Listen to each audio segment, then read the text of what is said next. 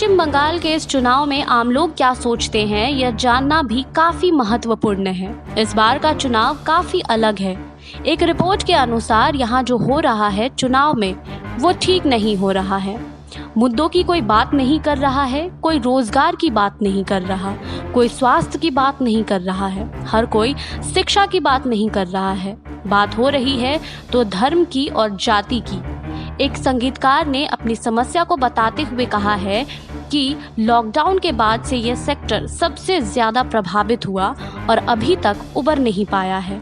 उनका कहना है कि कोई भी नेता या कोई भी पार्टी अपने मैनिफेस्टो में या अपने मीटिंग में उनकी बात नहीं करता है। वो अपने आप को उपेक्षित महसूस कर रहे हैं।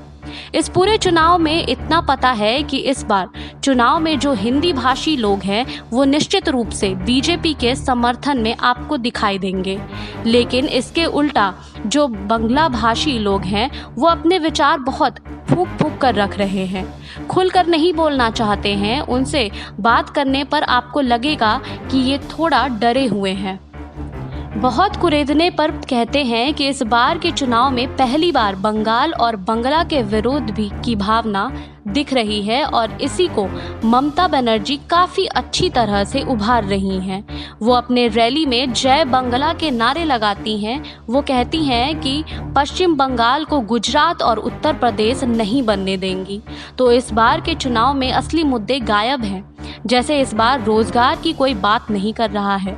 इससे विद्यार्थी वर्ग या वो युवक जिसके पास नौकरी नहीं है वो काफ़ी नाराज है। उनका कहना है कि यहाँ पर धर्म की बात हो रही है, यहाँ पर जाति की बात हो रही है, लेकिन यहाँ पे नौकरी की बात कोई पार्टी नहीं कर रही है।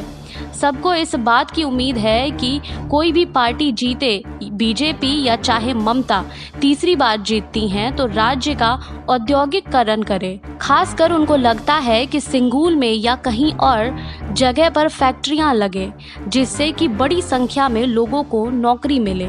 एक और बात हुई है इस चुनाव में वो ये कि लोगों का विश्वास चुनाव आयोग पर कम होता जा रहा है। भले ही चुनाव आयोग कहे कि वो निष्पक्ष है, भले ही सरकार कहे कि चुनाव आयोग निष्पक्ष है, भले ही सारी राजनीतिक दल कहे कि चुनाव आयोग निष्पक्ष है और सब चुनाव आयोग पर भरोसा है और सबको चुनाव आयोग पर भरोसा है, मगर ये पब्लिक है, सब जानती है। पब्लिक को लगता है कि इतने लंबे समय तक चुनाव प्रक्रिया नहीं चलनी चाहिए थी। किसी एक राज्य में 8 चरण में चुनाव करवाने से लोग नाराज हैं। आम लोग जानते हैं कि इससे वो पार्टी जिसके पास पैसा है, संसाधन है, वो अपने पक्ष में हवा बना सकती है। फिर कुछ ऐसे फैसले हुए जो ममता बनर्जी के खिलाफ लिए गए, जैसे उनको चुनाव प्रचार से रोकना। आयोग के इस निर्णय का जनता पर खासा असर दिखा है। चुनाव आयोग की और साख गिरी है। हाँ, ये अलग बात है कि ममता ने आयोग के फैसले पर ऐसा राजनीतिक स्टंट किया जिससे उन्हें फायदा ही हुआ है।